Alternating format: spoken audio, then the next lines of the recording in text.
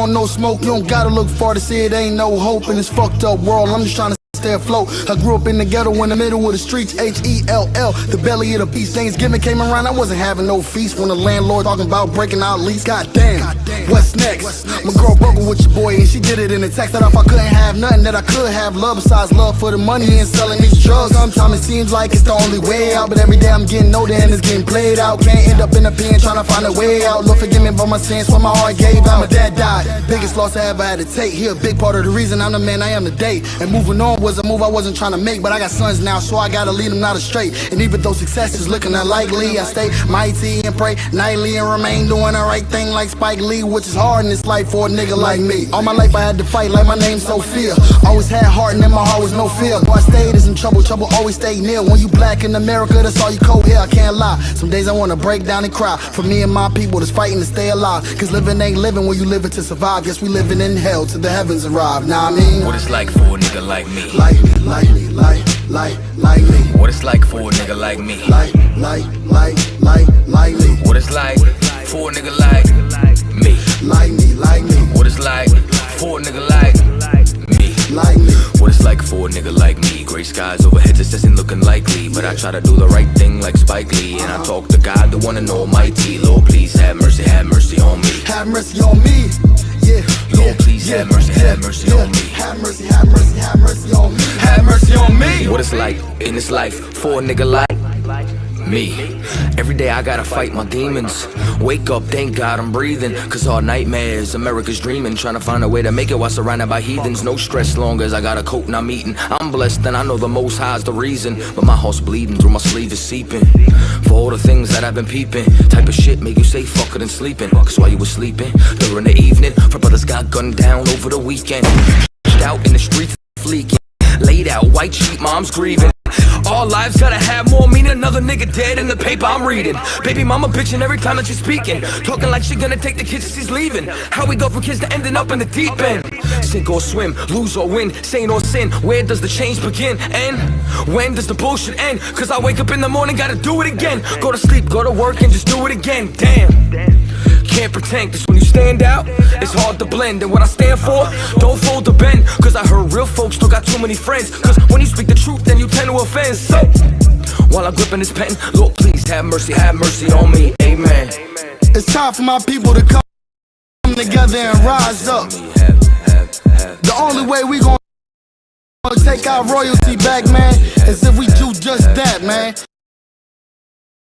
Take it back. Kwame Yashala, nigga. Time for us to rise out of our oppression. A wise man told me each one teach one. So I need you to reach out to your brothers and sisters and teach them, man. There's no reason we should still be getting hung from trees in this day and age, man. Lord, please have mercy on me. How do you feel about the oppression of black people and Native American Indians and Hispanics? How do you feel about that oppression? It's all tied in together, and definitely we suffered from some rough times, and it's all linked to everything's in common. Everything's in common. Now, would you say that the common denominator for blacks, Hispanics, and Native American Indians will be the people, the nation that has oppressed us? Because we all been conquered by the same person. Do you agree with that? Yeah, that's what I'm trying to say without saying it. I can grasp it. Yeah. No sweat. Now I'm gonna ask you this. Now this is a thought-provoking question right here. You know what I'm saying? Now I'm gonna ask you this, brother. You seem like a strong-spirited brother, and I just want to know: do you believe that the white man is the goddamn devil that the Bible speaks of? Yes, definitely. Hey, Most High in Christ, Israel, you know what I'm saying? That concludes our interview right there. Once again, this is Precinct Officer Regalia of the ISUPK, and this is my brother right here, Kawia King. You know what I'm saying? Check this brother out. This brother's a musician. He reaches people through his music. Check him out. With that, shalom. Shalom, this is Precinct Officer Ita Zuma, the ISUPK and the Commander General Yohana. Started out of 1 West 125th Street, Harlem, New York. And we've been teaching the truth since 1969 that all so-called blacks, Hispanics, and natives are God's chosen people. The reason why we are out here today is to wake up our people A lot of our people, as you can see, are very destroyed. The oppressor still tries to destroy our people in many crafty ways. We have a lot of celebrities with a lot of money. They're not doing anything to help our people. So we're taking it upon ourselves to come out here in these streets and preach the word, the truth, to save our generations. I was telling you why. Keep reading, not. And then one of all these, and he shall put a yoke of iron upon thy neck. He shall put a yoke of iron upon thy neck. What you learned in history class, Rasa, that before they started putting, black people in slavery, who they put in slavery as well? Native Americans, right? Our ancestors were also put in slavery and bondage.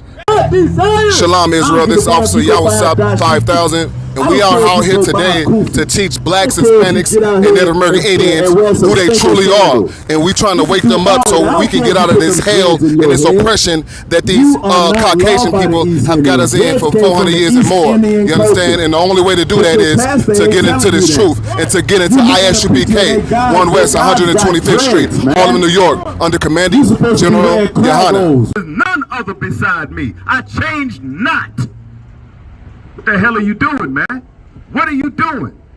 Do some research, man. Study. Pick up a book once and stop twerking. Can you stop twerking enough to pick up a goddamn book and read it? Nah, you want to watch Power. Nah, you want to go and gossip with your girlfriends. Understand? You want to be a drug dealer. You want to be a pimp. You understand? You want to be gangster. Man, get gangster with the Lord, man. That's right. And the Lord will truly show you you ain't no gangster. Understand that, man. Be a brother to your brother, man. The nations who oppressed you, who stole your land, who took your identity, who gave you bywords, you understand? If you join them, you're going to be destroyed with them. But if you turn to the Most High and keep His laws, statutes, and commandments, you're going to live in that terrible day when Christ returns. What did the Most High say? Read. I will bring plagues. He said I might bring. I will bring. I could bring. Let's clap it up. Clap it up. The scripture breakdown class. I'm Precinct Officer. Excuse me. I'm Precinct Officer Tawaga Bar, filling in for Captain Gadahar. Right. So we're gonna get into it. Israel, you got any questions? Put them in the chat. Is anybody in class got any questions on the scriptures before I start?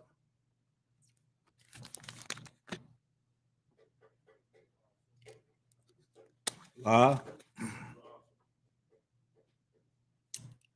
sweat, no sweat. Let me get Proverbs 14 and 20. Proverbs 14 and 20. All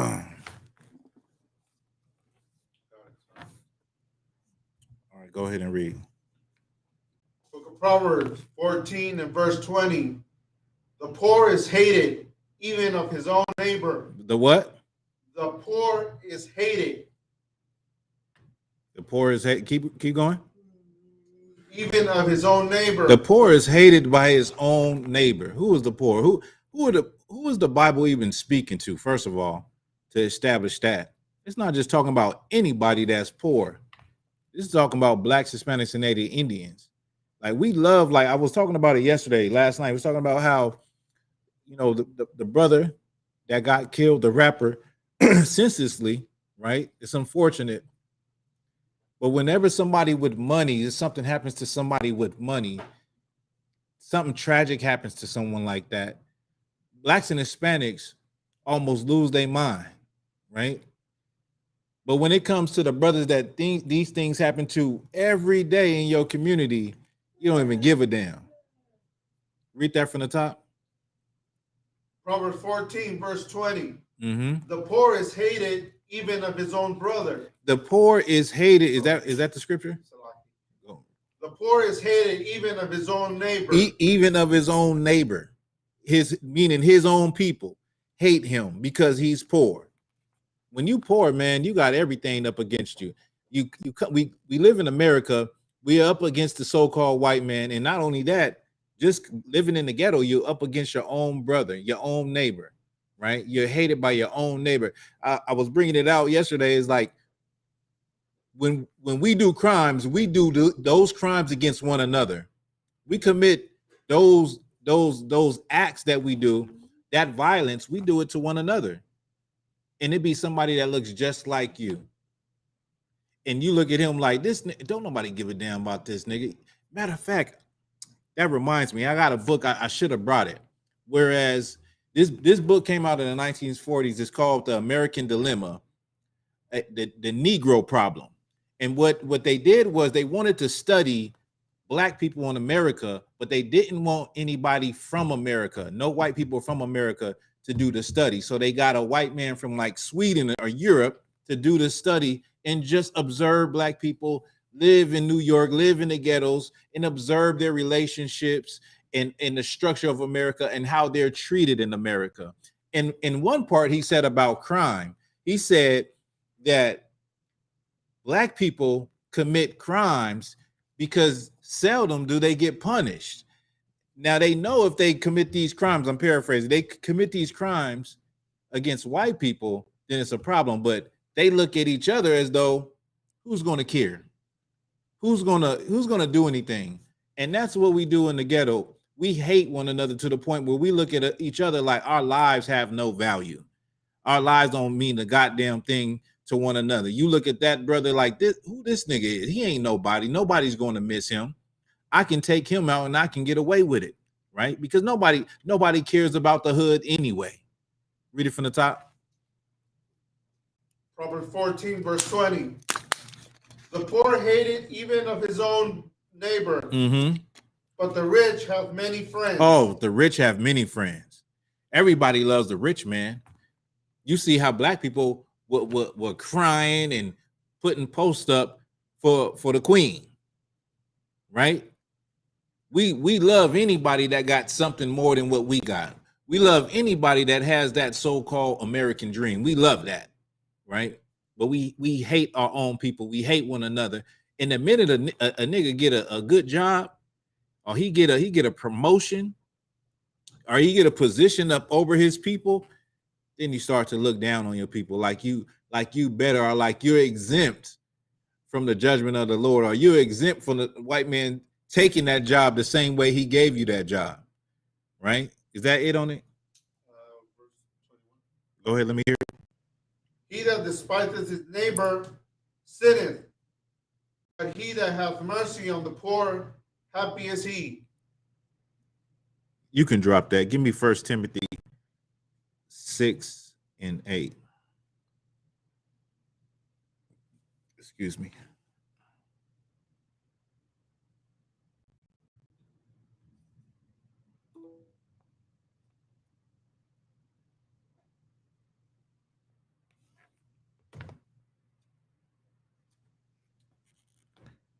Whoever got it, you can read.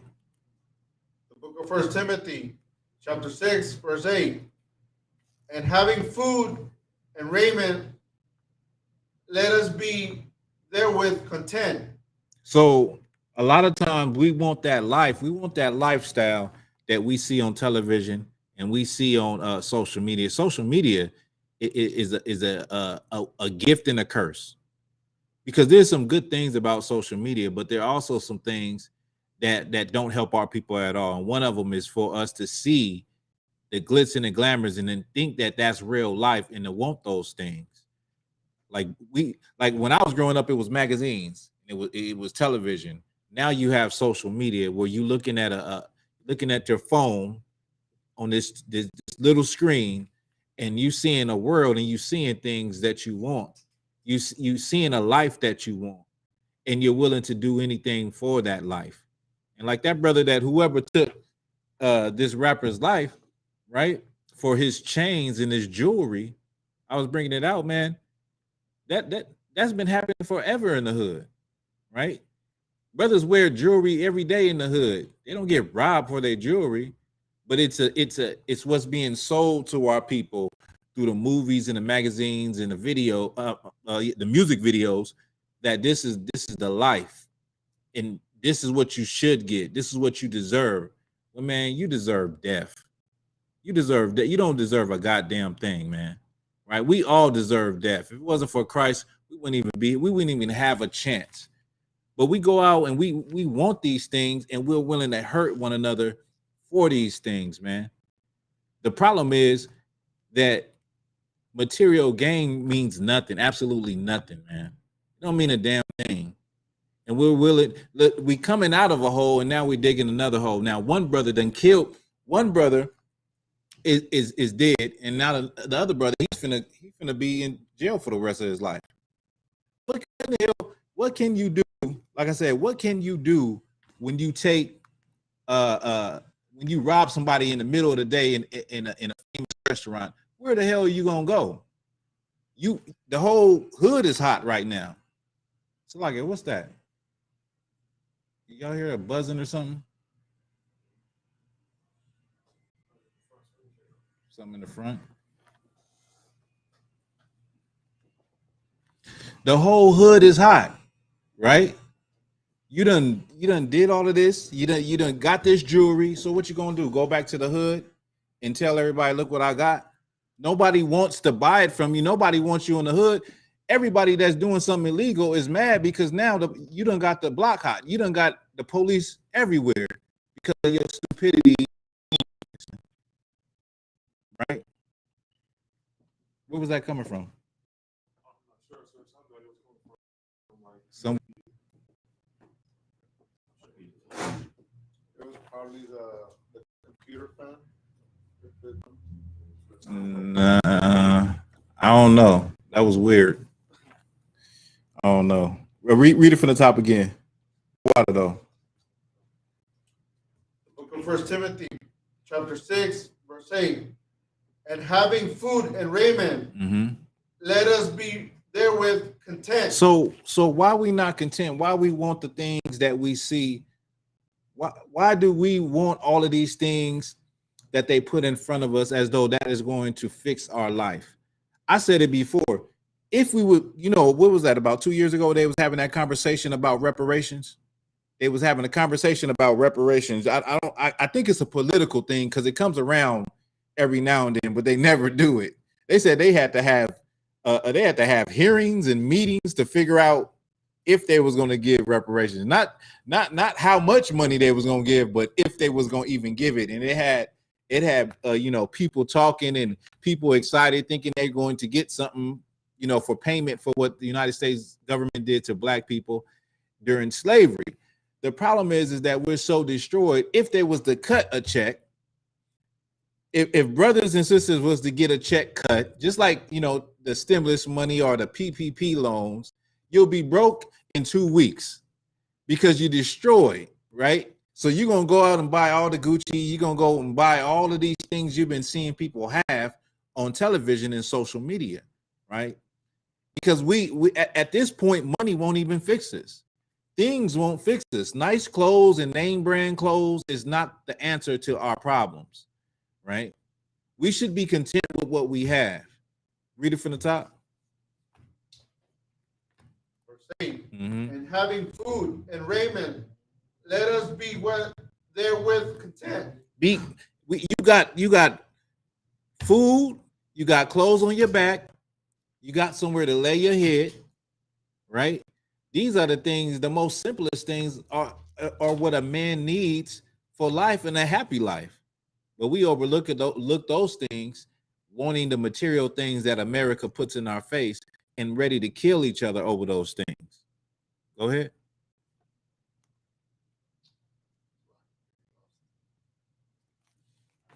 What verse is that? Verse 9. Go ahead. But they that will be rich fall into temptation and a snare. And you could drop that. Give me Romans 12 and 10. Romans 12 and 10. Book of Romans, verse 12. Book of Romans, chapter 12, verse 10. Be kindly affectionate one to another. Be kindly affectionate to one another. What does that mean? Anybody?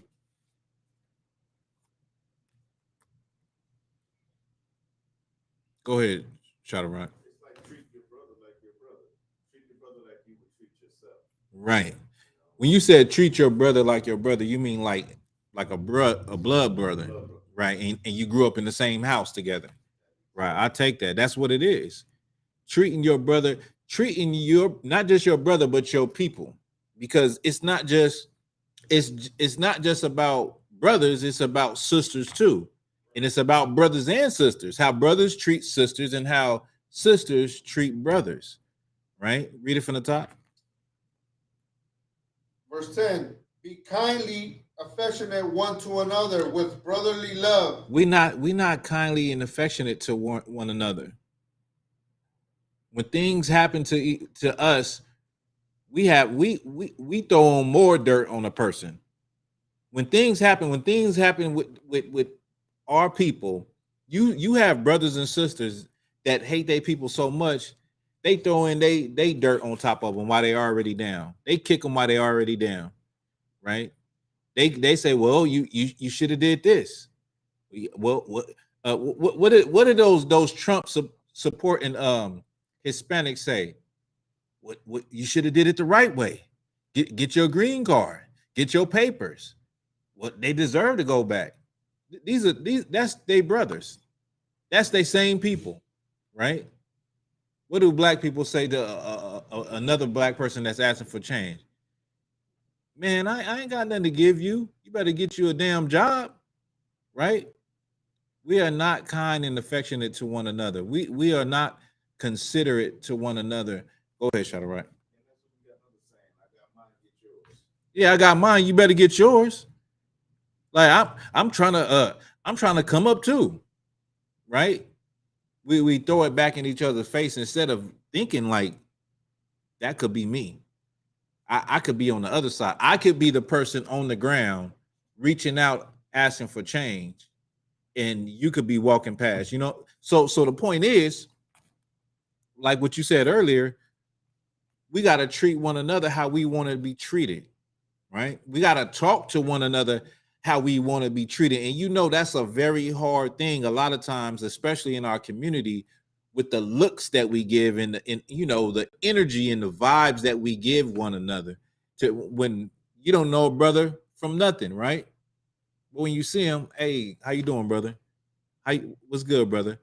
And just break that ice. All the mean mugging and all the, nigga, where you from? Because that's where it's going to go, right?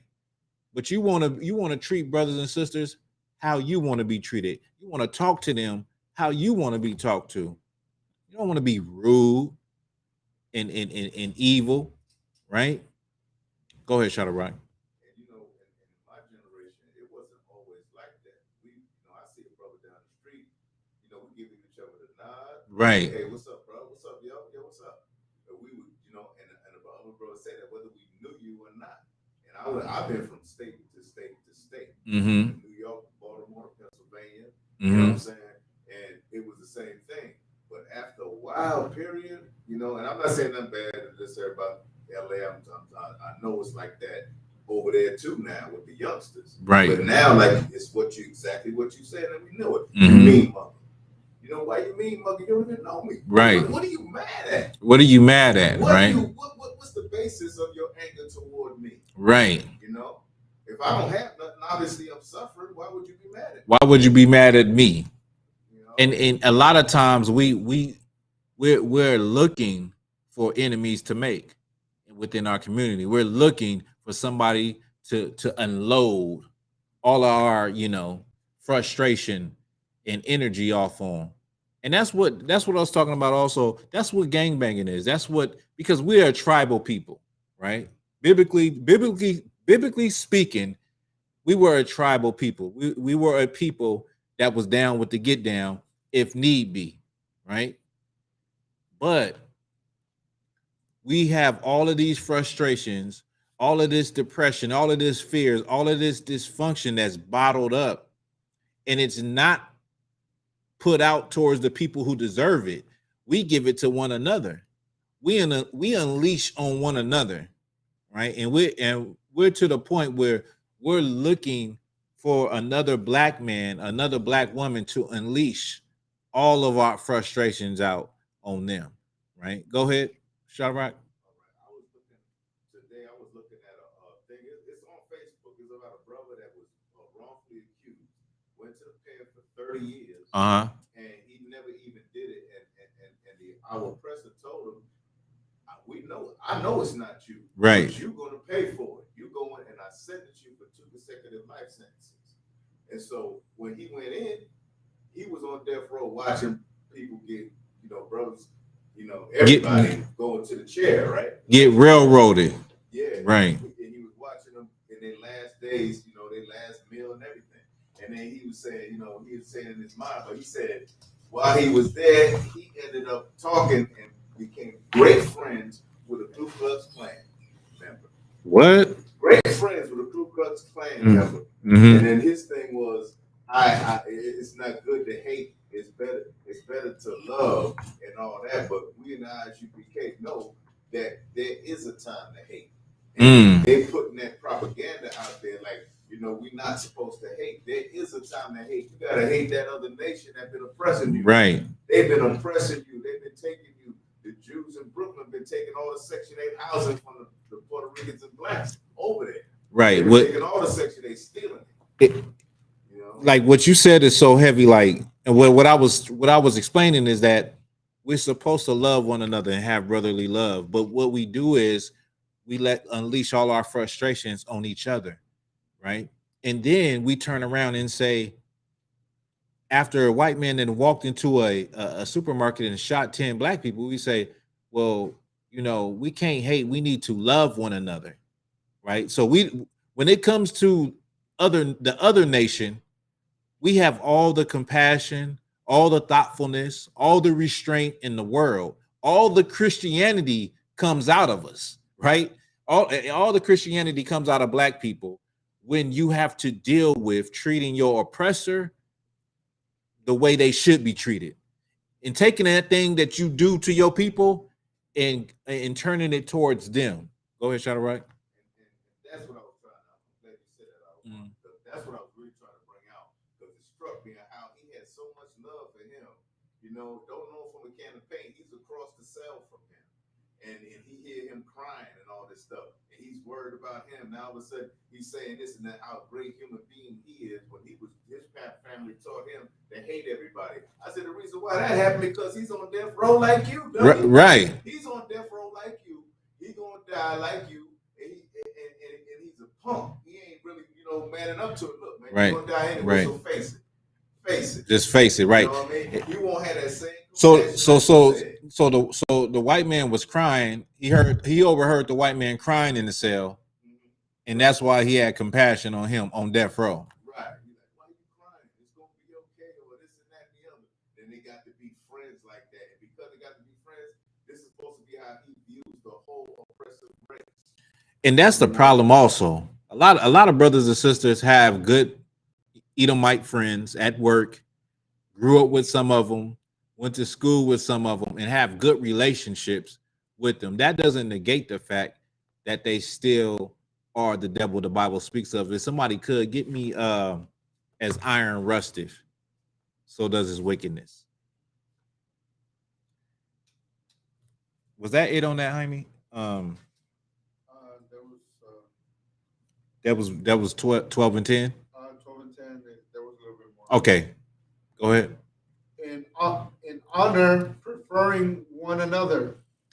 In honor, preferring one another, meaning loving your people above everybody else, preferring one another. That's the thing that is a hard thing for Black and Hispanic people to swallow, because we live in America, the melting pot of diversity, and all the nations under one umbrella, and what is it, multicultural, and coming together, and they pushing that diversity thing real tough right now, even in the workplace.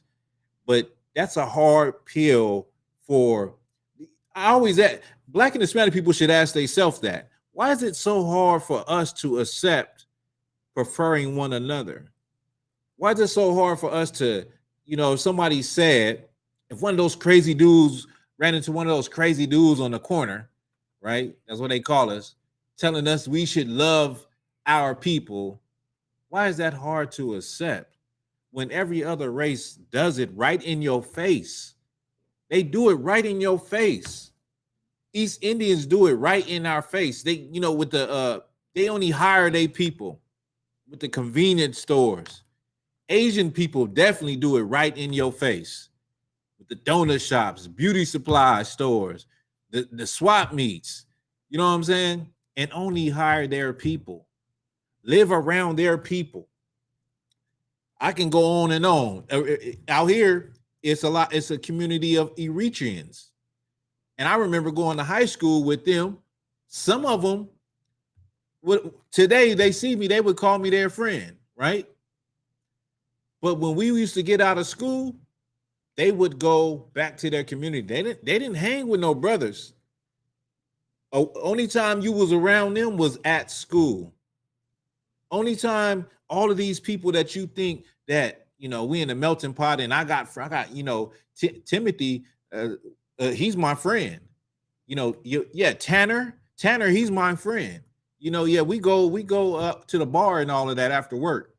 All of these people, they unconsciously are subconsciously or consciously, they love their people. They go to their own part of town. They hire their people. They stick to their kind. For the most part, you might come across an East Indian that then married outside of their race. You may sometimes, but for the most part, all of these people prefer each other before they prefer you, even before they prefer the so-called white man, right?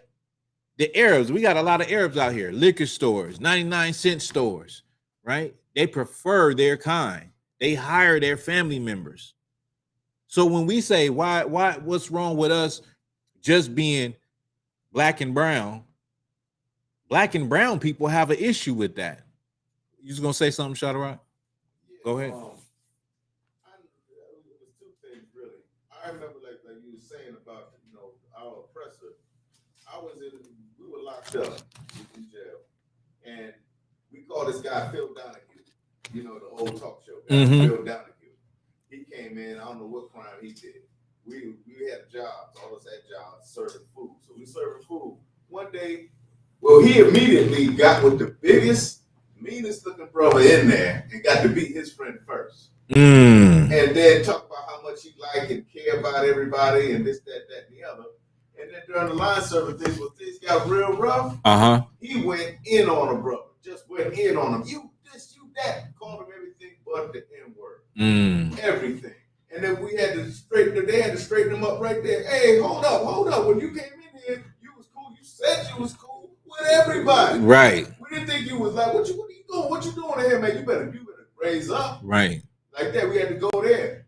But we don't get this as a people. We don't get this, man. They're good for you. They're like what they call fair weather friends. When the weather's fair, they're your friend. Right. When the weather get rough, they gone. Where they at?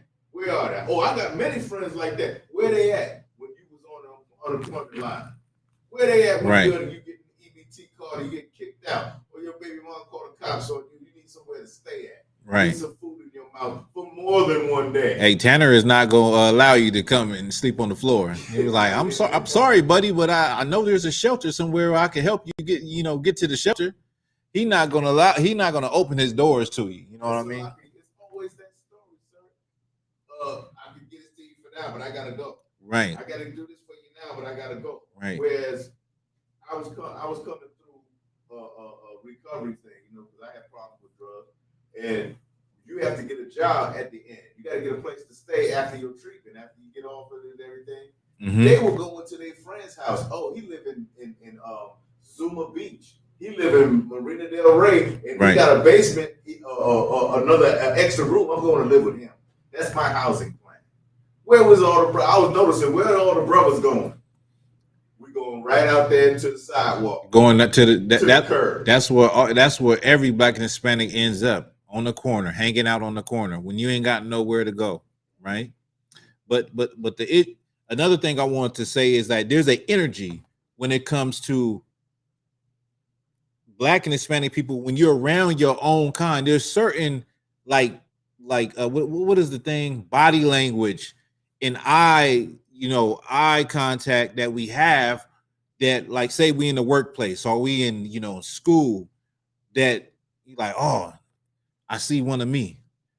Damn, because I was hoping I was gonna see another brother. I was hoping I was gonna see another Hispanic, And it's an unspoken language that we got, where when we see one of us, we nod, we look at each other like, okay, I'm not here at this in the boondocks at this school alone. I'm not, here somewhere way out somewhere alone. I see one of my brothers, I feel a little more comfortable. Or you know what I mean? There's a certain that feeling that you feel, that's the feeling that you're supposed to have. You're supposed to prefer one another. Now you have that feeling because you in a concrete jungle with all kind of nationalities in America, Babylon the Great, right? And you have no assurance of anything. You don't have no assurance of your life, of your opportunities. You don't have no insurance. The only thing we do have is the fact that Christ left us this brotherhood. That's the one thing that we do have, but we don't understand how it's supposed to work in the Black and Hispanic community. We done lost that connection, and we done lost that love and that preference for our own people, right? And you'll find out soon. If somebody could find me the story where they're talking about they're gonna be letting people out of jail. They're not going to be arresting people for a multitude of offenses. You won't believe the type of things that they're saying they won't be arresting people for. So it's going to be more acts of violence on the streets. It's going to be more criminality. It's going to be lawlessness, right? It's going to be a lot of lawlessness because the police they said, listen, we ain't going to be able to do everything we've been doing. Funding has been cut. So a lot of these criminals are going to be getting let out, or we're not going to even be detaining them, right? Go ahead, Shadrach. Yeah, and what we do acknowledge each other, this, that, and the other. It's so short-lived. It's short-lived. It's like for a minute, right? And then you go right back to your street ways where you don't like him. He don't like you don't like him for some dumb reason, some unforsaken reason.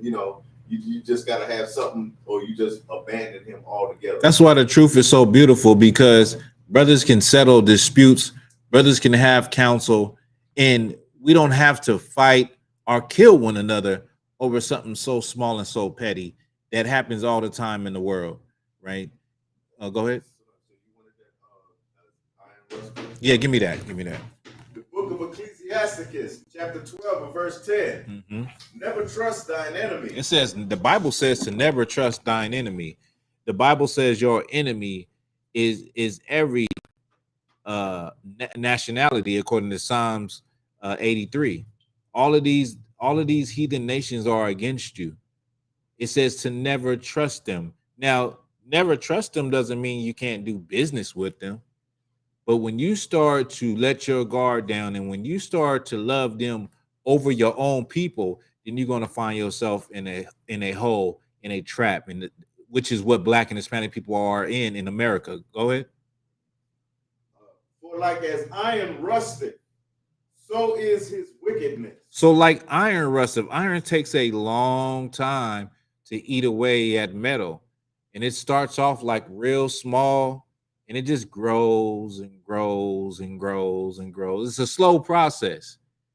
It says his wickedness is the same way. Like you was giving that example, how the white man came into the dorm, or he came into there and he was cool. He got up under the biggest brother's shoulder. Everybody accepted him, but that wickedness just grew and grew until he just exploded on the brother, and everybody was alarmed. Like, wait a minute, who is you? Right? We thought you was cool, right? The same way how Dylan Roof could walk into a church and pray with the people, then pull out a AK-47 and shoot everybody dead. The same way a white man can walk in live streaming into a supermarket, live streaming on live with a shotgun like a video game, and shoot 10 elderly Black people in the supermarket. The Bible says to never trust your enemy. Always be vigilant and keep your guard up. Go ahead. And it's like he's showing his true colors. What we saw in that dorm was that he was showing his true colors. Right. When he said that, the way he said that to that brother, he said he had a lot of hateful words towards this dude over some food that he's serving. What even is food that he's serving? Good night. Is that the same thing when it says that the wicked will be revealed, the man of sin, so like the man of sin. Definitely. Revealed. Definitely, we can get that too. And that's just like in a small scope. That's like in a more on a personal level, but it still applies to that precept. Go ahead. Was all the iron rusters? Okay.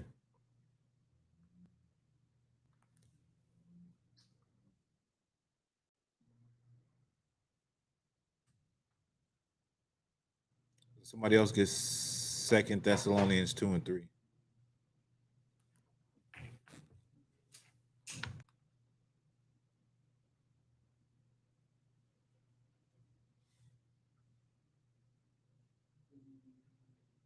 Second Thessalonians chapter 2, verse 3.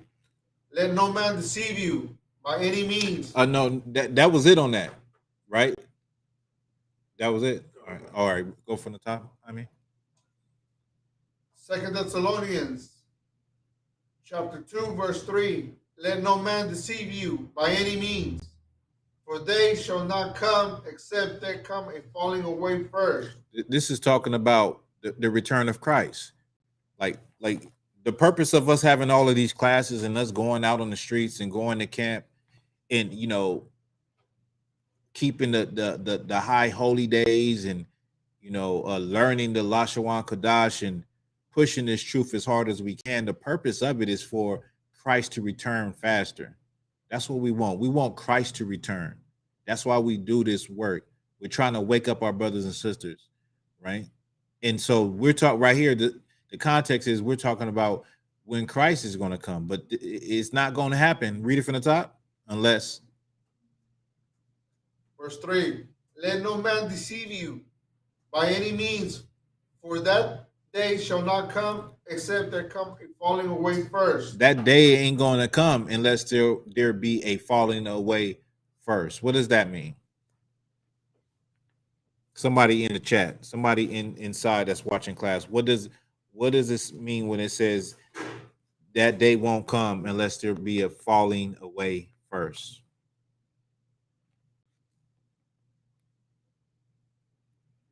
I know some brothers in here know it. I wanted to see somebody online can answer that.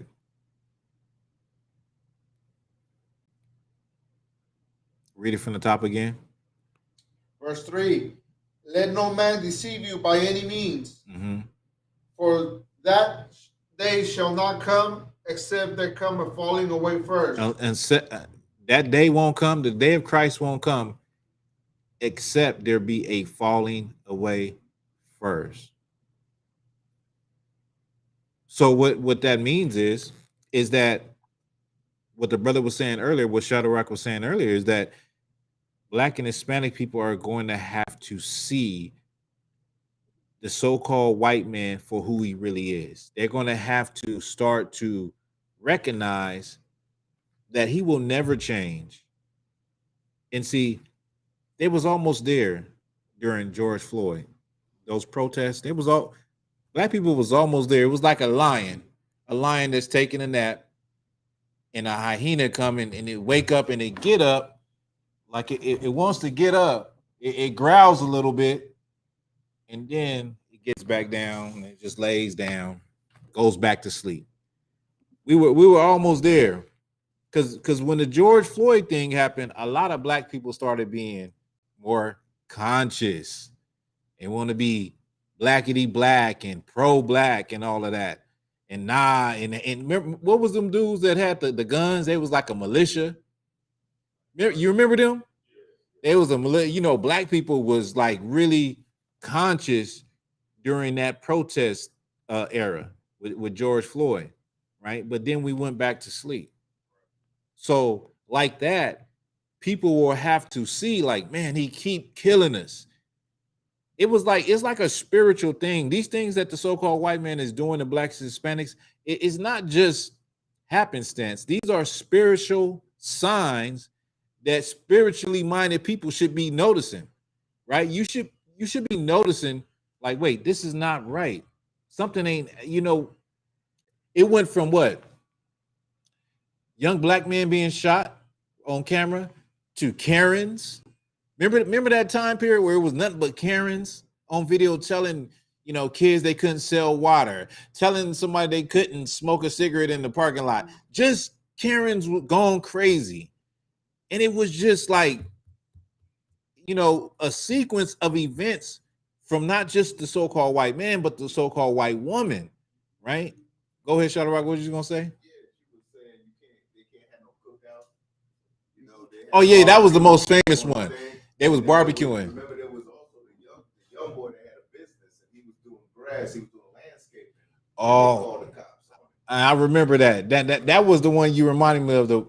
That's the one they made a meme of, with the white woman with the phone to her ear, and she had on like some lokes calling the police, but some brothers was just barbecuing in the park, and she said they couldn't barbecue. But my point is that there's been a sequence of events, and now it's been so long that we done just got complacent, and we done went back to sleep, and we just like, you know, that's normal now. Oh, black man got shot by the police while he was running. That's normal now. Oh, it's a Karen. Oh, it's normal now. They done made a movie about Karens, right? All the while, these are signs. These are reasons for you to wake up. These are signs the Lord is trying to show you something. He's trying to show you the type of nation that you are dealing with. And we seem to not see it, and we seem to not care. Go ahead, read it from the top. Let no man deceive you by any means, for that day shall not come except there come a falling away first. And the falling away is black and Hispanic people are going to have to say, you know what? We're backing up off of y'all. We're cool on you. We see how you get down. We see you never going to give us justice. You're just going to talk about those reparations, right? And we are going to continually be at the bottom of the society. Go ahead. And the other thing was, like you were saying, we was like a sleeping lion. Right. Get ready to wake up. And at that time, everybody was always saying, I'm woke. God right. Saying, I'm woke. Right. They know that they get oppressed. Khan. You don't hear that too much no more. Khan, you have that community that says that they are woke. And what are you woke from? What are you conscious of? Because obviously you're not conscious that the white man is the goddamn devil that the Bible speaks of. You're not awoke to the fact that, remember when I was coming up, what was that movie called? Was it Boys in the Hood or Minister Society? When he was telling him you're prey, you're the prey. Is that the one that's saying you the prey, or whatever the case may be? We have these signs that we are a people that is being hunted. We are a people that everybody looks at like as dollar signs and money signs, right? These other nations, they look at us and they see money. They want to come into the community because they know that they have the biggest consumers in America in those communities, right? So everybody looks at us for a way to get to step on us and get up the ladder and climb up to the top of America, right? And we don't see that. But black and Hispanic people will have to say, no, this man right here, he is the devil. This man right here has never, ever done anything that would actually fix our people. He's put us in this position, and then he calls us criminals and thugs, and he talks about us as like, get a job. He turns around and say, why you ain't did nothing after putting you in the position, right? Play that trick on your mind and then you start looking at other black people like, nigga, you got to stop being a damn victim. You got to stop playing the victim Olympics. You got to get a job. You got to stop having excuses. That's how a lot of black people who have gotten the opportunity or a door open for them look at their own people, because they haven't recognized that they've learned all of that from the man who we're talking about right now. Keep reading. And that man of sin be revealed. Go ahead. The son of perdition. It says, and that man of sin be revealed. So you're going to have to fall away from that man and he be revealed for who he really is. which is a deceiver and a liar. There's no other way around it, right? Like Shadow Rock said, for some reason, we don't get it. We don't get it that what we are dealing with, you are literally, in America, as Black and Hispanic people, you are literally living a life of survival, right? You're living a life, like if the so-called white man was righteous, you wouldn't have to live a life where you're always worried about how you're going to pay your bills. You're always worried about this and that. They live that life, and then they tell you you can get that life too if you just apply yourself. If he was really righteous, Black and Hispanic people would have everything that they ever desire, right? Because that's what he owes. That's what he owes us, right? Righteously. I'm not saying you're going to get it, but righteously. Is that it on it? Go ahead. Who opposes and exalted himself above all that is called God. And I mean, this is this parable is asking you to connect the dots. He does what? Read that last part of that precept. Exalted himself above all that is called God. He exalted himself above all that is called God. He put himself on the dollar bill. He put himself as an image of Christ. He put himself as an image of the angels. And he exalt himself above God with this LGBT community and pushing it on your children, right? Things that are against God. Go ahead, Shadow Rock. He's always coming to you with a big smile on his face. He always got this big smile on his face, and the things that he do, he act like it's always so humanitarian. Right. So he's for humanity, so with so much. But he's the first one to kill you. Right. And we look at it, oh, he did this thing here. That's a little thing he did. He didn't stay with you. He just did that little thing to look good, to exalt himself. That's what he's doing. It's like the other part in the Bible where it says even Satan has transformed into light. I'm glad you said that about the exalt part, right? Whereas he is above God because in this life he is God to Blacks, Hispanics, and Native Indians, because that is where we're getting our substance, we're getting our food, clothing, all of the things that we desire. They come from the hand of the so-called white man. That's where they come from, right? So with that, he is looked at as God. With that, he has the image of himself as God. So in a way, he exalts himself as God because now he's bringing in laws. He's doing things and saying it's okay, and it's totally against the Most High. For instance, LGBTQ. You know what I'm saying? And the things that they want to push on the children. But he sit in the place where he is like, so like I'm paraphrasing this a scripture, but he is the author and the finisher of Black and Hispanics faith, right? As far as in a carnal way, he's the one that is, not only is he the villain, but he also comes in with the cape and he's the hero, right? That's something that we got to wake up from. We got to wake up from that image, and even that image of his woman being the image of beauty and love and all that is some real program. It's some real satanic witchcraft in America, where when you think in your mind of something that is beautiful, you think white first before you would think Black. Like that experiment they used to do with the kids. I think that was in the 60s. They did them experiments with the kids with the black doll and the white doll, right? But this is the programming that we are up under. This is the demons that we are fighting when we speak the truth. When we go out in the streets and say who the so-called white man really is. He's not as great as you think. I know you think he's Marvel and he's Capcom and he's a superhero, but you are the real superhero. Blacks, Hispanics, and Native Indians, you are the superheroes, right? You are the greatest on the earth. Go ahead. Even, like you said, he does anything that's against the Lord.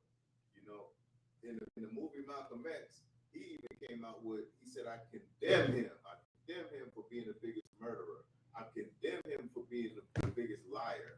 I condemn him for being the biggest swine eater. Right. Now let's fast forward that to 2022. Everything you see on TV about pizza, it's always pepperoni, pepperoni, pepperoni. Right. And now they put a new word on there. Old world pepperoni. Right. And not only that, because I paid attention. Everything has to have bacon in it. Everything has to have bacon. If it's it's a salad, a hamburger, whatever it is, they gotta advertise that pork. You know what I mean? He is the biggest swine eater and the biggest swine pusher, right? Because it's advertised. I think when I was growing up, they used to have the advertisements. It's the other white meat, right? Other than I think chicken or something like that. So they push the sale of pork heavily in America, right? I don't want to lose. Okay, give me Ezekiel 33 and 15. Was that it? What we was reading? Was that it? There was a little bit more. Okay, let's finish that first. Who opposeth and exalteth himself above all that is called God, or that is worship, so that he, as God, sitteth in the temple of God, showing himself that he is God. And I covered all of that when I was speaking about how he put himself as the image of God, right? He sits in the temple of the Most High. The angels, from the time you grow up and you see any image of God as Black and Hispanic people, it's something white. It's an angel. It's Christ. A lot of us still to this day, I don't know why, still have a white Jesus hanging up somewhere in the house, a Virgin Mary hanging in something. I remember my grandma had the picture of it was a double picture. It had Jesus on one side, the Virgin Mary on both sides. You know how they got their hand up with their head sideways, white. You know what I mean? But that's the reality of Black and Hispanics households, is that we grow up with these images of what our spirituality is supposed to be based on, and it is white people. Right. So I understand why it's very hard to separate from them or to prefer your people over anybody else. Meanwhile, every other nation prefers their people first. Right here in America, they do it. Like I said, they do it right in your face. East Indians, Arabs, they do it right in our face. And so we get it misconstrued, because you get it misconstrued because you going in the liquor store to buy blunts and you like hee ha ha. Hey man, hey what hey Babito, or whatever it is. You go up in there, you having a good conversation with him, or he allows you to stand in front of the liquor store and sell your drugs, and you think like we in the melting pot. This is America, everybody is everybody. I can't just love Black people. I can't hate nobody. Like when that is not hate for us to say that to love one another. That is not hate for us to say to prefer your own people. That is real love. Real love is like putting your people first. Doesn't mean you can't do business with other nations. You can do business. You can, buy, sell from them, or whatever you want to do. But when it comes to who are you going to go to first, who are you going to love first, who are you going to give your compassion to, that's another one. Because like I said, with the Queen dying, the Queen passed, and you got Black people online literally, crying and, talking about memories of their first time ever seeing the Queen, and they remember, and it's like, it's just disgusting, because when we die, we don't even have that compassion for each other. But like, that goes back to what the brother is reading, where the so-called white man, he sits in that place as God in our lives. So we look at him, we're in reverence, we're in that's the word, reverence of him. You know what I'm saying? We're hurt when he passes away. And we don't even give a damn about our ancestors that were killed and murdered at the hands of them. We don't think about them. We don't think about all the Hispanics and all the Black people that you'll never know about. Only the Most High know. Only when the book is open, we're going to find out all the evil that the white man has done to us. You think that because you think what you know is something, what he done wrote down, he wrote down and he took pictures of you hanging from trees. You think that is something. Wait till when the Most High reveals him for the coward that he really is. Go ahead, Shadrach. There's some unmarked graves, or there's an area where there's a lot of our brothers and sisters that are dead behind the second slavery, behind the peonage that they had in the South. Where is that at? That's in a movie called the Second Slavery. Oh, you mean when they would put them in jail for vagrancy and they would take them to the put them in slavery again? Yeah. Or they say they owed them money, but they really didn't owe them nothing. It happened to a brother. He was walking home and his wife was sick, but the man walked up and said, "You owe me money, boy." And from that, they arrested him. Right. They had their own justice of the peace, so they could charge him. The justice of the peace was in the family, so he in the bed with them. Right. And now this brother is working for him for as long as he say, and he could beat him at will, at anything, at his discretion, and nothing would happen to him.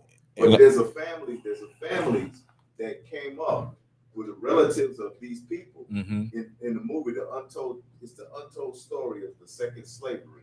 And they said that they know that their relatives are buried right there because a lot of them that were working in the coal mines, they were in the coal mines too. Right.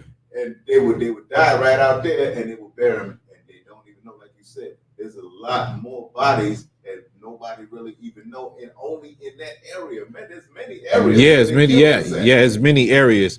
In Laredo, Texas, is another spot where they found a mass grave of Hispanic people. Also, Texas Rangers. You know, this was early in the 1900s. They would just be killing Mexicans at will. They would just be murdering Mexicans. This is stuff. These are things you can look up. You know what I mean? Like, go ahead, on. You made a point on how Christians still have white Jesus inside their houses and stuff like that, and they serving their God. But like, I deal with Christians too as well, and like they'll take down the image of the image that Christianity portrays to be Christ, and still like they'll take the image down and think they're doing something righteous, but they'll still be going to the same church that taught them that image is what is God is. Right, so right. They're still adopting the ideology of Christianity. Right. Like just because you take the picture down, or Yeah. don't have it hanging up, don't mean you still ain't serving that white God. Yeah, defacing the image is one step. But the most important thing is you got to get out of the ideology of the religion of Christianity, and you got to realize that Christianity is a lie. And a lot of people are starting to notice that when you open the Bible and read the Bible, that it's totally different from what they learned their whole life. You know what I mean? I've seen that a lot of people lately have been understanding that the Bible says something expressly different than what they've learned up under their pastor their whole life. Right. Where you had something, Shadrach? And just like the Native Indians, come on, the Trail of Tears and all that, there's unmarked graves all the time. You know, right. In Hollywood, under them stars, there's unmarked graves. Oh, definitely. I just seen a story on Calabasas. Calabasas had the Chumash Indians. Calabasas was a land where Indians stayed. And of course, white people tricked them out of the land, bought up the land, and held on to the land, right? And then I think it might have been like in the 1940s where developers started to come into Calabasas, and then now today is known as a place where movie stars built their houses, right? Because it's very secluded. Even right here where we at, San Bernardino was it was the Serrano Indians that lived in this area. Later on, they were called. Well, they had a place. They were called the San Manuel Indians. Originally, they were Serrano Indians in this whole valley, and the so-called white man came from Utah. The Mormons came and had great wars with them to the point where they pushed the Indians up into the mountains. And then I forget his name, Russell. One of these Mormons. He's a famous Mormon. He built. He established and founded San Bernardino County, basically after they had wars in the name of their Mormon God, and killing the so-called savages, and pushed the Native American Indians into the mountains, right? If we could, give me Ezekiel 33 and 15. 33 and 15.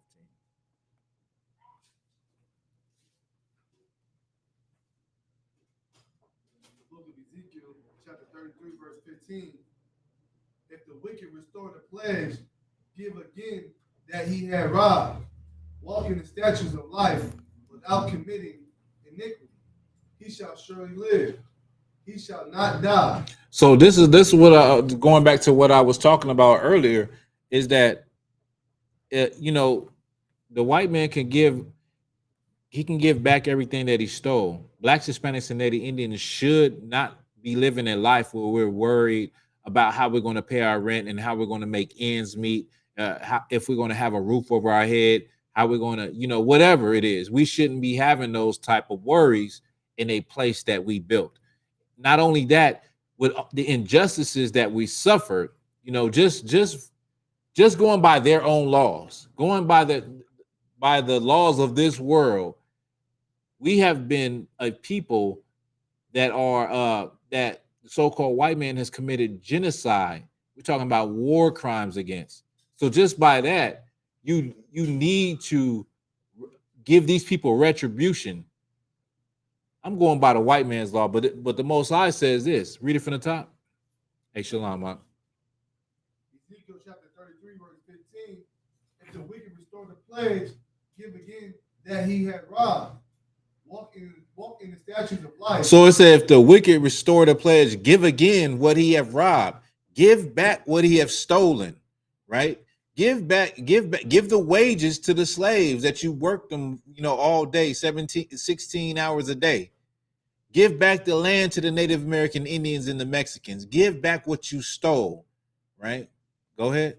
Walk in the statutes of life. Walk in the statutes of life. Keep reading. Without committing iniquity. Without committing iniquity. Go ahead. He shall surely live. He shall not die. He shall surely live. He shall not die. But would he? Will he? Hell, the so-called white man gobbles up the earth from his own damn people. He's not about to give back what he have stolen. They'll say that they're sorry and they feel bad, but that's as far as they'll go. They're not giving reparations. When you really calculate, there was a white man, I think it was in 2013. He calculated the amount of money that the United States government would have to give in reparations. I think he came up with a number like 14 trillion, right? Literally, it would bankrupt America, right? To pay the slaves and to give back the land. They would literally be the illegal aliens in this place, which they really are, right? If they was to have to give back everything they stole, give back everything. I mean, you can't pay anybody for lives that you done took. There's no price you can put on somebody that's been murdered, right? You can't put a price on a family member. If you was to go back and find out how many family members that passed away, you wouldn't want that. You wouldn't want money for it. You would want blood. That's what the Most High wants, right? He's going to want blood. He's going to want blood. He's going to want them to pay the same way, them to feel the same pain that his people have felt. That's what the Most High wants. But I'm just saying from a standpoint of just, okay, pay us back. They wouldn't be able to pay us back because then they'll be homeless. Then they'll really be somewhere in a tent, in a cave somewhere. But that would be righteous. That would be righteous to give Blacks, Hispanics, and Native Indians their just due for the crimes and the atrocities that they've committed against us, right? Is that it on it?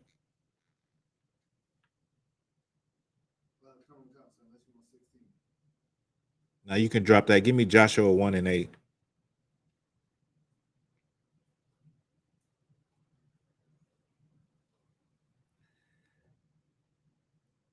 Book of Joshua, chapter 1, verse 8. This is the book of the law. This book of the law shall not depart out of thy mouth, but thou shalt meditate therein day and night. That's what we got. That's what our focus should be. Your focus should be to meditate on the precepts day and night. I say it all the time, like you can't get caught up in, not coming to class, not being around the brothers. You have to, in order to stay strong in this truth, you're going to have to do those things and meditate on these precepts and study and open in the Bible and read and pray. And pray, most importantly, right? Read it from the top again. Joshua chapter 1, verse 8. This book of the law shall not depart out of thy mouth, but thou shalt meditate therein day and night, that thou mayest observe to do according to all that is written therein. Mm-hmm. For then thou shalt make thy ways prosperous, and then thou shalt have good success. Now, going back to what I was saying earlier, we want that lifestyle that we see on social media, that lifestyle that we see people having, that good life. Black and Hispanic people, all they talk about is being successful. Black women talking about being the most successful, and you know, black men talking about being high value, right? You want to be successful, you better keep these laws, statutes, and commandments. That's real success. Real success is knowing having a heritage, knowing your heritage, and having the knowledge and wisdom of what to do and what not to do when problems and things arise, right? Having the understanding of how to move through this hell. And so you can have all the money in the world, but that don't mean you're gonna make good decisions, right? You see that with celebrities. Celebrities make some of the worst damn decisions ever. Right. And these are people that Black and Hispanic people look up to as though there's somebody that should teach you on how to live your life. When the Bible prescribes everything that we need, the Bible lays it out, everything that we need. We just got to do it. Read it from the top. Book of Joshua chapter 1, verse 8. This is the book of the law. It's like this book of the law shall not depart out of thy mouth. Mm-hmm. Thou shalt meditate therein day and night, that thou mayest observe to do according to all that is written therein. Mm-hmm. For then thou shalt make thy ways prosperous, and then thou shalt have good success. Keep going, sir. Nah. I think that's it. Make that way prosperous and have good success, right? If you want to prosper and be successful, keep the law, statute, and commandments. It's simple. It's not. It's not no special formula or none of that thing. When you put the things of the Lord first, everything that you want gonna be added to you anyway. So whatever it is you're trying to do, if you're going to make that thing the number one thing and not the Lord, you're not going to be successful. You're not going to prosper. It may for a little bit, but the full understanding is that without that wisdom or the knowledge of the Lord, how can you really be successful and prosper? You see people start businesses and do things all the time and they fail, right? Go ahead, Shadrach. I got a correction on that. It's not slavery to untold stories. Slavery by another name. It's also in a book. Okay, it's a book? Slavery, yes, and a movie. Slavery by another name. Is that a documentary or it's a movie? Okay, I think I've seen. I haven't seen the documentary, but I've seen it before. Is it? I think it might be by. It's a sister. Or is she? Do she got a book? I'm getting confused with the sister that got that book, the prison pipeline, like where Michelle something like that. There is a sister and one of her relatives actually went through it, but I believe it's a man that's narrating this story. Okay. It's from the Civil War to World War II. And what's the name of that again? Slavery by Another Name. Mm-hmm. Yes, Slavery by Another Name by Douglas A. Blackman. Oh, okay. No sweat. Give me Ecclesiastes 7:7.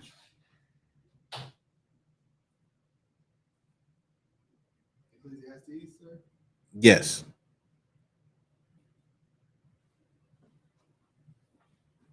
The book of Ecclesiastes, chapter 7, verse 7. Surely oppression maketh a wise man mad. This is a gift destroyeth the heart. This is something that Black and Hispanic people don't understand. It's okay to be upset. It's okay to be angry. As when you look at Black and Hispanic men in the ISUPK, and you say, well, these are not men of God, because a real man of God, he speaks a certain kind of way. He doesn't talk about, nations and the white man this and the white man that. But the Bible tells you that the Lord is a man of war. The Bible also tells you that Christ was an austere man. And how in the hell can you ever get change? Anybody that ever did anything in the community did it out of a righteous anger. They didn't have the Lord with them. Nat Turner didn't have the Lord with him, right? Malcolm X didn't have the Lord with him. Certain brothers didn't have the Lord with them, but it's not a sin to be angry for the oppression that you see your people go through. That's how a lot of brothers died anyway, because they fought back in slavery when they seen somebody else getting whipped or somebody getting beat or somebody getting raped, right? There's an anger that is a righteous anger. You was gonna say something, Shadrach? Yeah, I was going to quote this precept in Ecclesiastes, chapter 3. I'll go from verse 1, and then I'm going down to verse 8. It says, to everything there is a season and a time to every purpose. I guess you was reading my mind, but go ahead.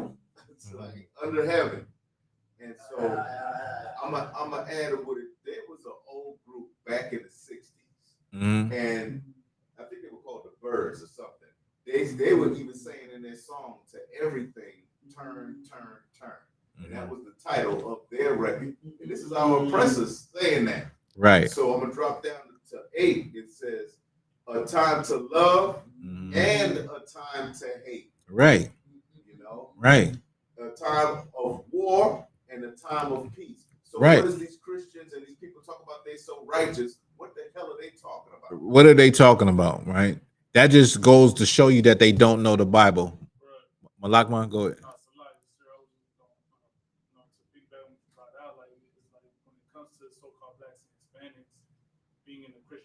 We're taught that it's wrong for us to be mad about anything, you know what I mean? Yeah. We're supposed to be happy all the time. Right. But when you look at the white Christian church, right, they're always mad. That's why they're always out there at the abortion with Planned Parenthood. Oh yeah. The pride rallies. Man, they stormed the Capitol. Right. And they let their anger be known. But somehow when it comes to us, we're not allowed to get angry about anything. Right. Go ahead, Oscar. The water. Go ahead. Oh, no one else. Yeah. So you already noticed that we're supposed to sit and let them put these needles and inject us like they injected us with syphilis. Right. And we're not supposed to say nothing. We're supposed to be, in other words, put me in the mind of what y'all was saying of guinea pigs. We're supposed to be guinea pigs. Just sit there and take it. Right. And then they use that. These Christians want to use that turn the other cheek stuff. Well, we here in the school know better. Yeah, well, that's not biblical. That's not biblical to forgive the people that just killed your kids or went into a grocery store and shot everybody and killed your loved ones, and then before your loved one's body is even cold, you forgiven them, right? Read it from who had that? You had that? Yeah, go ahead. Ecclesiastes 7:7. Surely oppression maketh a wise man mad, and a gift destroyeth the heart. And a gift destroyeth the heart. What is that gift?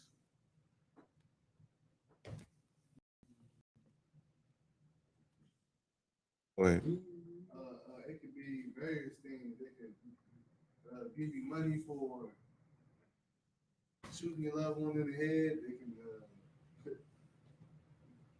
It could be various different things that depending on the situation, they can give you something just to kind of cuddle you and subside your anger for a moment. You know what I'm saying? Okay, what you gonna say, Shadrach? It's like the stimulus check. He said, "Hey, it's a lot, kid." Right. Okay. So both of them was good, but I was gonna say, a gift is like, something that will make you turn the other cheek to your people, like not see what's happening with your people. So you see a lot of celebrities and stuff, their reaction is not what you think it should be. Like maybe only one person, Colin Kaepernick, had a reaction to black people getting killed by the police that you think everybody should have, but a lot of people are looking at it like, I don't want to touch that. I don't want to say the wrong thing. I don't want to lose my contracts. I don't want to lose my endorsements. You know, if I talk a little too much, somebody's going to get angry and that money ain't going to be coming in. So that gift could be, like brothers was saying, it could be a scholarship. It could be a good job, a promotion, you know, something to make you be like, you know, my life is too good to mess it up. I want to say something, but I'm not going to say nothing, you know, and maybe them niggas need to get a job. Maybe they need to stop hanging out on the street. You see, if he would have just, you know, been going to work, he wouldn't have been got shot by the police. If he would have just, you know, complied, he wouldn't have got killed by the police. And this is coming from blacks, Hispanics, and Native Indians, that their heart is destroyed for their people. Because of the things they have gotten, the success they might have gotten, they no longer have a heart for their people. Their heart is destroyed, right? So the Bible says oppression makes a wise man mad. So if you get upset and angry at these things, you are wise. If you don't, you're the opposite of wise. You're silly, you're stupid, you're ignorant, right? And then the gift, whatever it may be, destroys your heart. That bribe, just like with a judge or with a politician, he could have his head on right and be willing to do whatever it takes to better that community in that municipality that he's at. Then somebody comes and passes him a check and tells him to do this. Oh yeah, you know, police don't have to go over there. Have them patrol my area, keep my area safe. You know, a bribe, a gift. That's just like a small way to look at it. But in the big picture, there's many things that Black and Hispanic people can attain and get to make them change their heart or their love for their people, right? But the point is that it's okay to be mad and upset. They say that we angry men. You damn right we angry, because we don't see any changes, right? And we feel the pain and the brunt. And when we see the things happen to our people and we see how lost our people are, we know that our people are just like children. They're just like, lambs led to the slaughter. They don't even see it coming. You know how many times something happens and I don't even want to watch a video no more when a police shoots somebody. And because I think in my head, this done happened so many times. Why is it that our people don't get it? Why they don't get that, understand that these police are actually, you know, going to work ready to kill something. Like they're itching to take your life. So why are you going to do the exact thing that they're telling you not to do to die easy? And it's a simple answer, man. We're in hell. We're destroyed. We are a people without knowledge and without understanding, right? We are drunken with the philosophies of America.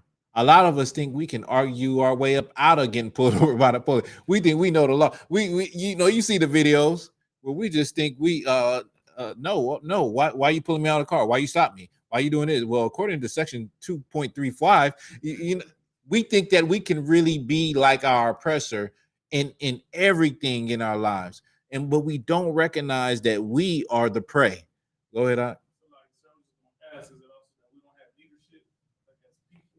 Most definitely, we don't have the leadership. We don't have the know-it-all. We don't have nobody that's leading us except for the ISUPK, right? And that's why our job is so important, and our job is so serious, and we have to take it serious. Because there is nobody else. In the time from now to next week, who knows how many brothers and sisters will kill one another or be killed by someone or be killed by the police that could have heard what we're saying. They could have heard this truth for the first time and it gave them a different perspective and saved their life from a situation. Our life is, so like our work is so important. Don't take this work lightly that we do. It's so important because it could be them hearing one of us on the corner, or hearing a brother's class online could be the difference between life and death, literally, right? These words, the words that we speak out of the Bible, they have life. They have real life, because right now our people are just the walking dead. We just dead out there, right?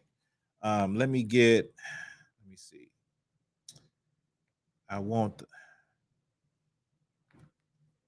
Isaiah.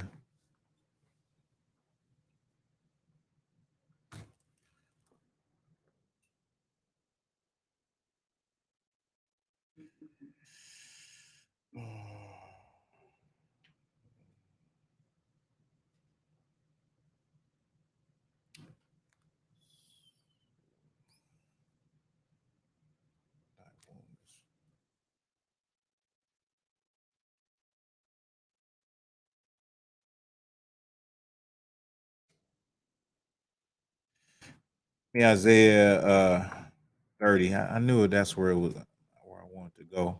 Isaiah 30. Let me see.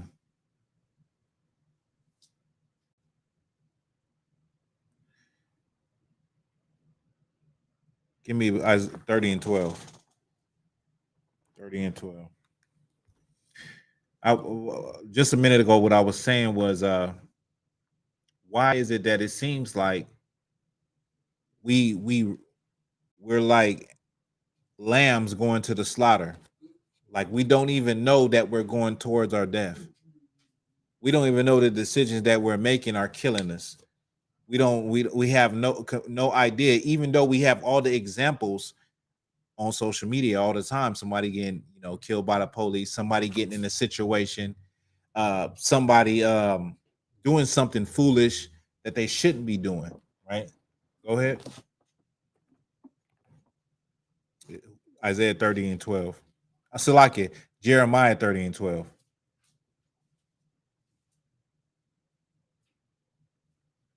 The book of Jeremiah, chapter 30, verse 12.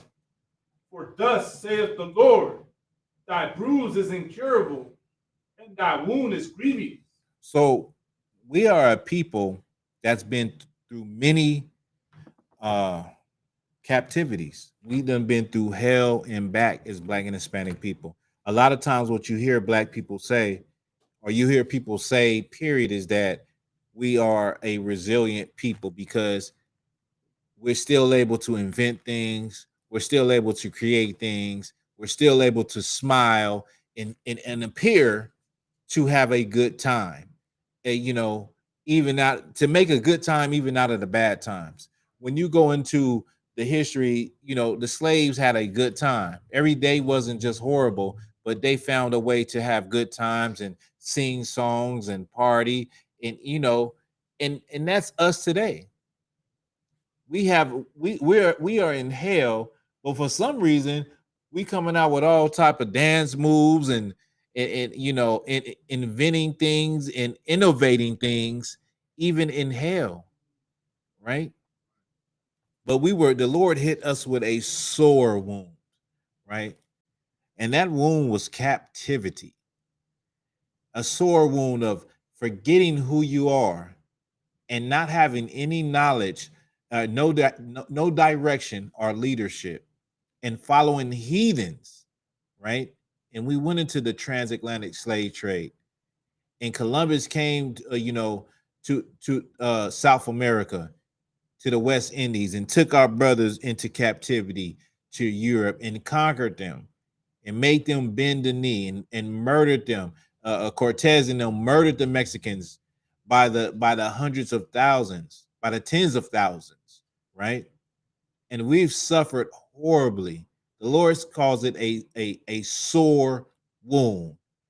You know what that a wound is? Something that you put a bandage on, you dress it up, and you get healed, right? And you get better. But we have a wound that has not healed, Blacks, Hispanics, and Native Indians. The wound that we have is incurable. Read that again. thus saith the Lord, thy bruise is incurable, and thy wound is grievous. Right. It is grievous. It's painful. Slavery was painful. Oppression is painful. Being called a nigger and a spick and a wetback was painful. Being put in immigration detention centers and then they lose your children is painful and nobody gives a damn. It's painful, right? Being on the other side of the border and looking through a fence at the ocean and seeing a new life, but you can't get there, that's painful, right? Being somebody who done built America, right?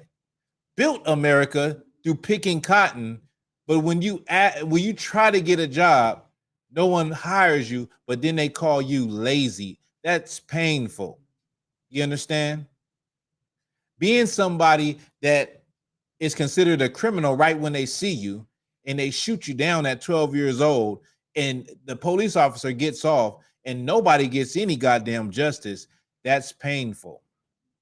The way we've been treated has been nothing but pain. Keep reading.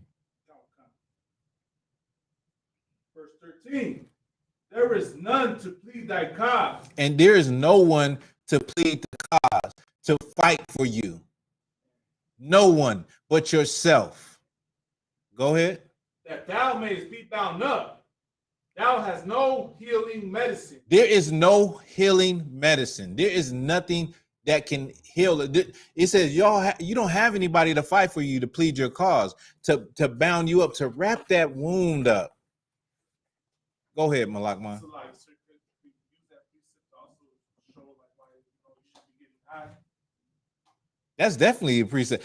That's definitely, you can use that for that. I was just about to say that. How do we try to heal ourselves? We get high. We get loaded. There was just some kids in Hollywood, 4 of them OD, one of them died. They thought they was getting Percocets, but they were laced with fentanyl. The sister's, her last name was Ramos. I don't know if she's, I mean, I know your last name don't mean that you're Hispanic, but from her last name, she probably was a sister. She died right at the high school in the bathroom, right? But in our community, what we do for the pain of not having an identity, for the pain of knowing, listen, we come from slaves, that's our history.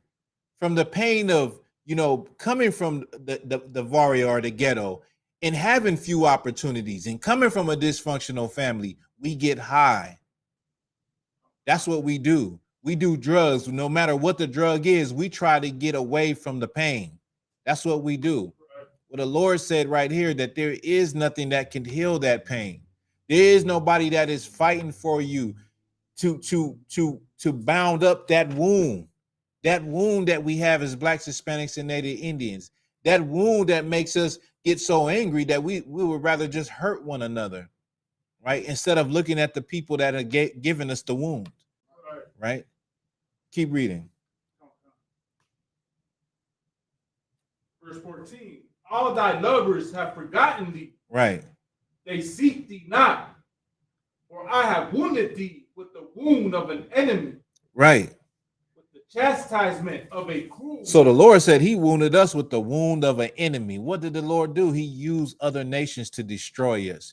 He used other nations to come up against us and put us in chains and put us in slavery and destroy Jerusalem.